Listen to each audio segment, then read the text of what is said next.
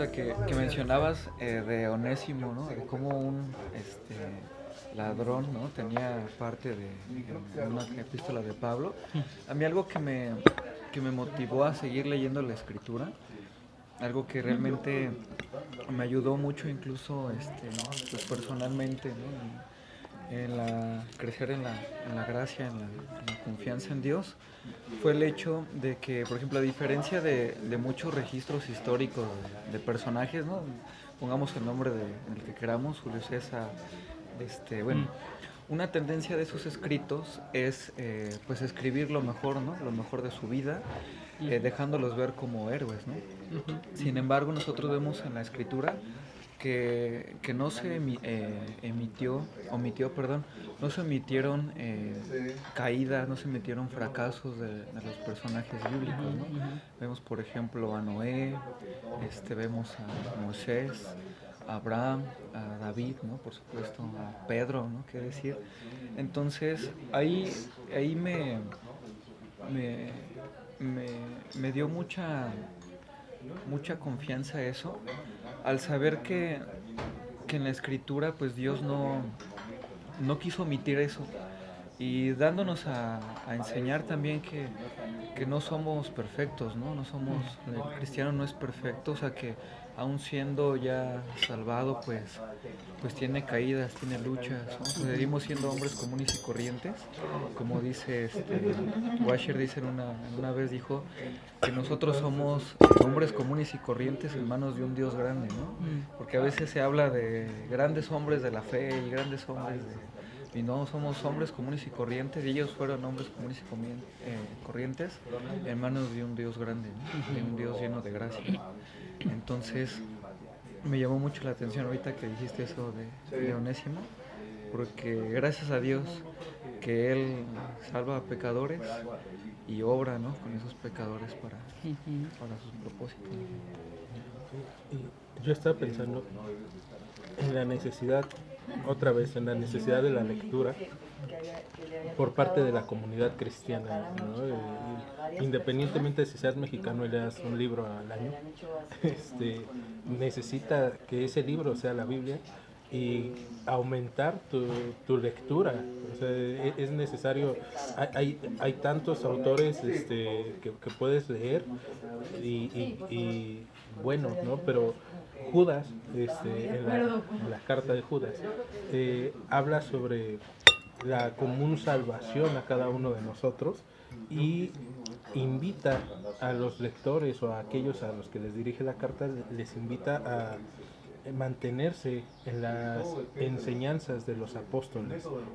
Entonces, ahí, en este tiempo, ¿cómo podríamos mantenernos conociendo las enseñanzas de los apóstoles? A través de la lectura que tenemos del Nuevo Testamento, a través de las cartas, a través tal vez también de lectura de patrística, ¿no? Algunos padres que conocieron o que estuvieron con los apóstoles o que reconocen la tradición de los apóstoles y la siguen. Entonces, creo que por eso es bastante importante la lectura, es bastante importante y necesaria para nosotros, porque nuestra común salvación se nota en la lectura también y en la forma en cómo actuamos. Es interesante, Jesús tuvo roce con toda clase de gente. Y más roce tuvo con la gente más indigna, prostitutas, ladrones, etcétera, extorsionistas. Entonces, y se hizo amigo de ellos porque era gente rechazada y nadie quería a esa gente. Pero viene Jesús y Él, entre sus vidas, les regresa la nobleza de ser un ser humano. Entonces, ¿cuántas veces el mero roce con Jesús, la vida fue transformada totalmente? El encuentro con Jesús, por eso es de suma importancia.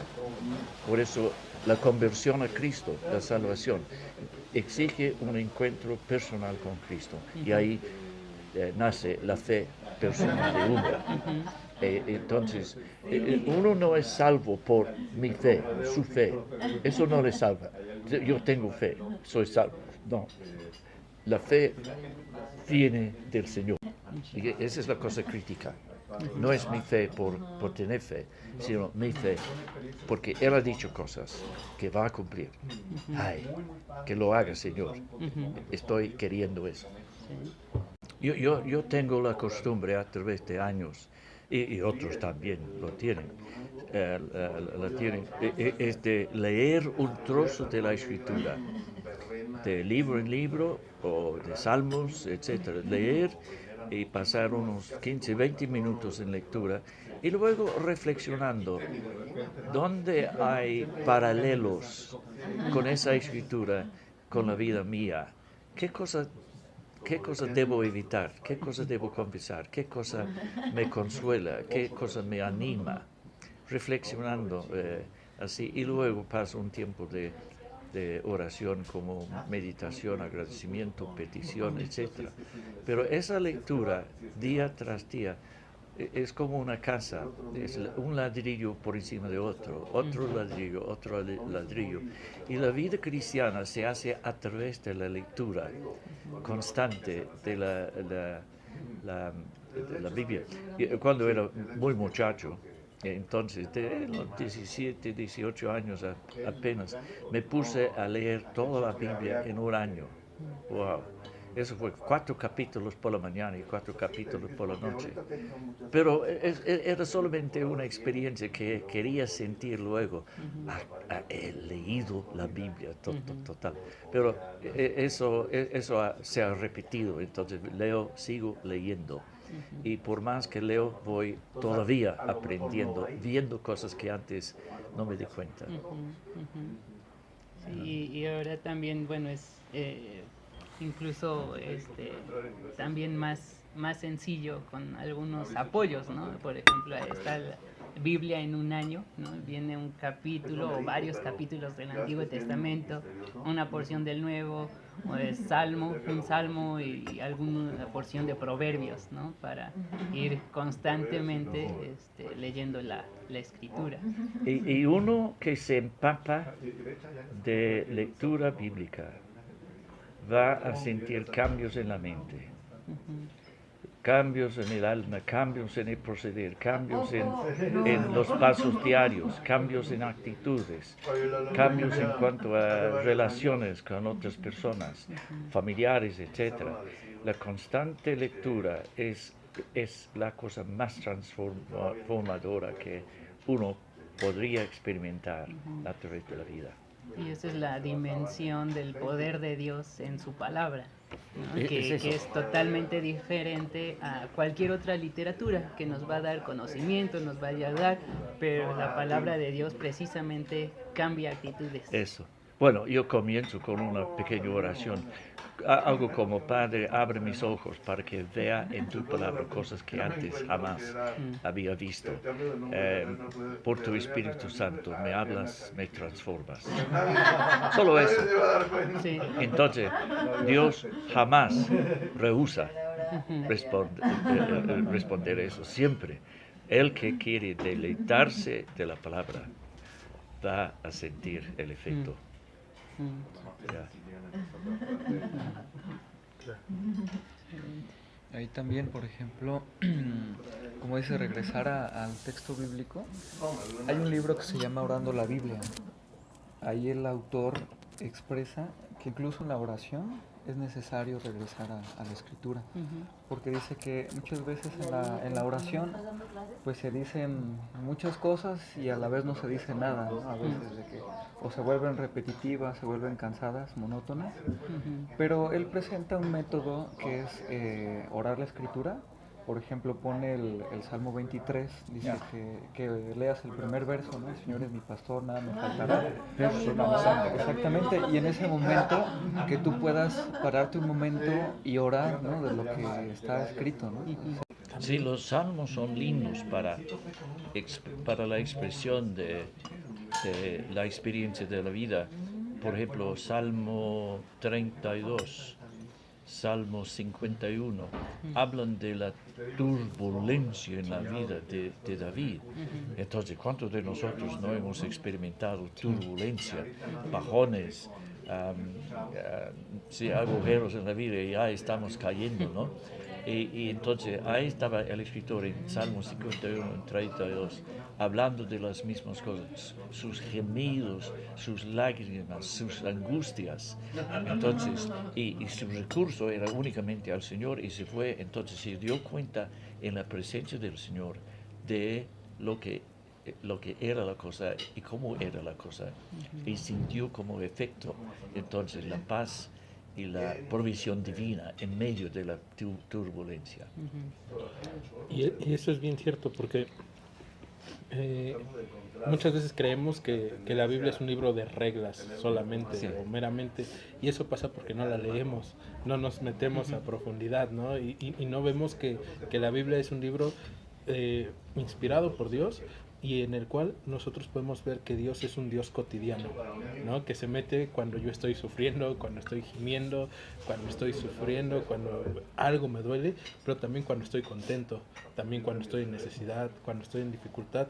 Y la lectura diaria de la Biblia y el meterte a profundidad es lo que también te enseña que Dios está contigo cuando estás en quebranto, que Dios está contigo cuando estás en dificultad, y creo que eso es bueno. Y un poquito más académico sería también, por ejemplo, para un estudiante de seminario poder realizar su propia exégesis, y en eso la pregunta viene para mi maestro de griego y de exégesis, que fue Chel.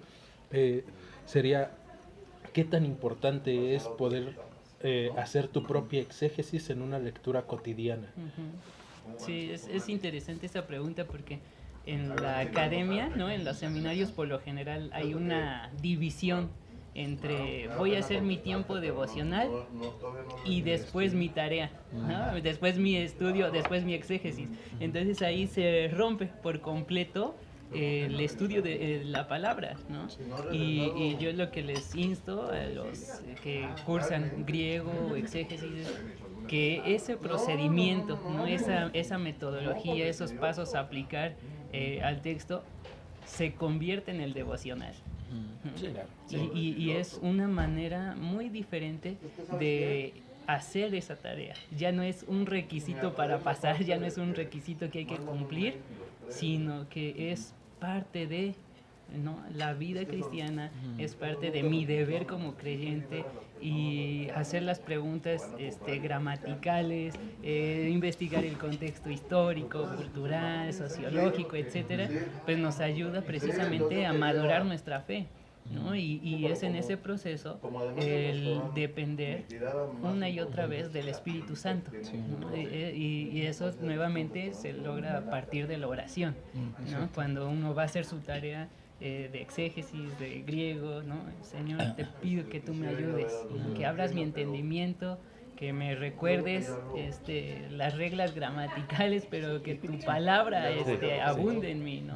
Entonces, ese es parte de un proceso que el estudiante, ¿no? Y todo creyente, ¿no? Al momento de hacer su devocional o su estudio de la palabra, no sea para cumplir nada más, ¿no? Como, bueno, está es uno de los ejercicios espirituales, la lectura, y ya cumplí. No, sino que se convierte en ese momento de verdaderamente relacionarse con Dios, ¿no? De escucharle hablar. Y eso es algo fundamental. Eso es muy importante porque a mi altura de la vida, habiendo enseñado tanto a través de los años etcétera, que ha sido para mí un gran gozo, asistir a la iglesia para escuchar un sermón comenzó a ser un problema, porque ¿qué puede decir que no he sabido yo, etcétera, ¿no? Entonces tuve que tomar la actitud, no, yo voy a la iglesia como todos para disfrutar de la comunión y para oír la voz del Señor. Entonces me pongo en sujeción, digamos, a la lectura y a la predicación, por si acaso hay algo que necesito tomar en cuenta que antes no he visto, ¿no? Eso es para mí importante, o sea que la vida es constante, un viaje de aprendizaje. Y nunca llega, digamos, al destino final, hasta ese día cuando suena el pito. Y eso es bien importante, perdón, porque la lectura no te debe de hacer más ególatra o egocéntrico, en especial si estás teniendo un verdadero encuentro con el verbo, ¿no? Cuando el verbo te sale al encuentro, es como Pablo camino a Damasco. Jesús sale al encuentro y Pablo termina humillado, ¿no? Termina con rostro en tierra o cae. Y Señor, ¿quién eres? ¿No? Porque tiene un encuentro tal que dice, bueno, ¿quién eres y qué quieres que yo haga? Y lo mismo pasa cuando tú tienes una lectura de la Biblia realmente buena o con una buena exégesis, con un buen entendimiento. Sí. Señor, ¿qué quieres que yo haga? Y te vuelve humilde. Esa sería la palabra, te vuelve humilde y entonces puedes recibir el mensaje, ¿no? El que yo lea no significa que yo voy a ser criticón. Tal vez voy a ser crítico con las enseñanzas que estoy escuchando, pero no va a ser criticón Sí, esa es la paradoja. Yo quiero dominar la escritura, pero a la vez tengo que cuidarme de mantenerme sujeto a la misma. Y por ejemplo, hablé de David en Salmo 51 en medio de tanta turbulencia, pero hay algo paralelo en el Nuevo Testamento. Durante una tempestad Jesús iba caminando a rescatar a los discípulos en su barca. Entonces esa es la vida, hay tormentas tremendas y entre medio de las dificultades a veces el Señor aparece, su mano de alguna forma interviene para salvarle. Entonces uno se da cuenta, no pidiendo milagros, nunca he pedido milagros. Milagros son milagros únicamente, ¿no? Siempre únicamente. Sino, Señor, de alguna forma, tu intervención sea la más sencilla. Y entonces ha venido, pero tiene que tener paciencia. El Señor tiene muchos clientes. Sí, igual regresando a lo que comentaba Alfonso, ¿no? De la importancia de la oración, ¿no? A la hora de estudiar y de leer, porque bueno, yo creo que aquí Alfonso va a estar de acuerdo conmigo, igual Shell, cuando uno está estudiando, ¿no? La teología, la escritura, si uno abandona la vida de oración y de comunión con el Señor, ya perdió, porque como dices, incluso la lectura de la Biblia, como hombres lo podemos llevar al orgullo. Dice Washer también en una prédica, dice que su carne odia orar, ¿no?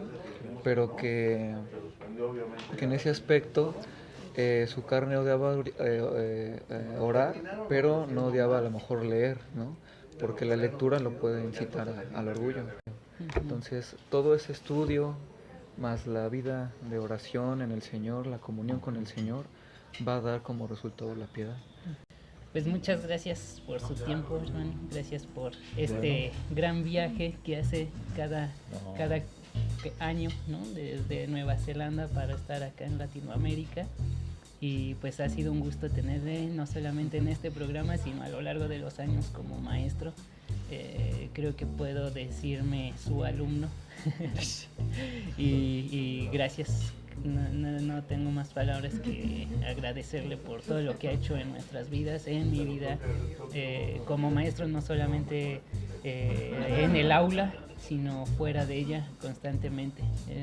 Es un ejemplo a seguir y le agradezco por ella. Para mí un gran gozo de encontrarme con jóvenes mexicanos que tanto quiero, porque veo la transformación en sus vidas de lo que estamos hablando. Entonces, de ver esa transformación y ajustándonos a cosas nuevas que aprendemos, dejando ideas idiotas que antes, o teología de la calle que a veces tenemos. Entonces, para ver la transformación, para mí me llena de inspiración y gloria al Señor por la obra del Espíritu Santo en sus vidas. Entonces, gracias por el placer de poder hablar entre nosotros en esta mañana. Gracias, entonces. Pues muchas gracias, amigos, por estar con nosotros en este tiempo de Lean con Amigos y Café. Y recuerden, el 1 de mayo tenemos nuestra primera publicación de Lean la revista 4.1. 1 de mayo retomamos nuestra revista.